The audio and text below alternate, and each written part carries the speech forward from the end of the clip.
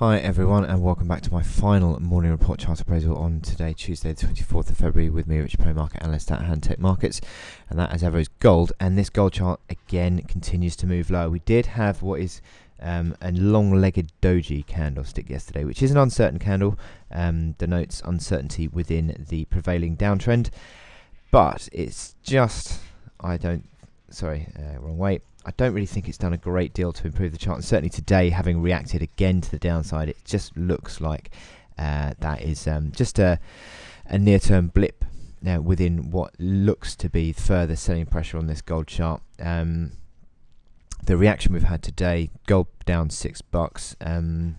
I'll tie it in with the dollar-yen move, where dollar strengthening against the yen. That would suggest that safe havens generally are beginning to be shunned, which is interesting.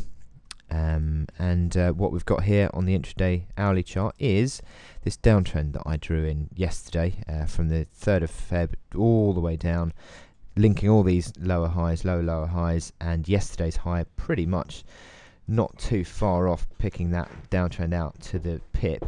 12.10.20 was the high, and now subsequently we've seen just this rollover once again. MACD lines on the hourly chart, look at that. MACD just unwound back to neutral and fell over.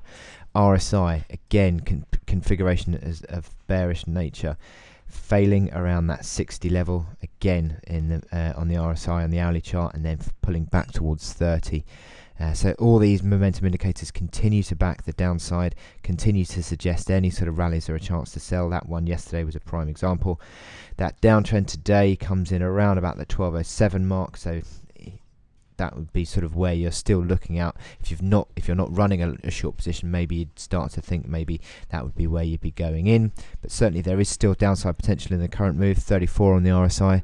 These lows tend to get well below 30 quite often, so there is further downside potential in the current move. And it looks like we're going to retest yesterday's low, which is at 1191 figure, and 1191 figure subsequently protects this downtrend, which I still think is in play. I think that will be tested. That currently comes in at 1184, but ultimately my expectation is we're going to be coming back towards 1168.25. I know that Fibonacci is slightly inaccurate, but that's the annoyance of my trading package. But anyway, so I think further downside in this gold chart is very consistent low levels of bearish configuration on these momentum indicators on the daily. So certainly selling into any strength, if you're not running short positions, is the way to go.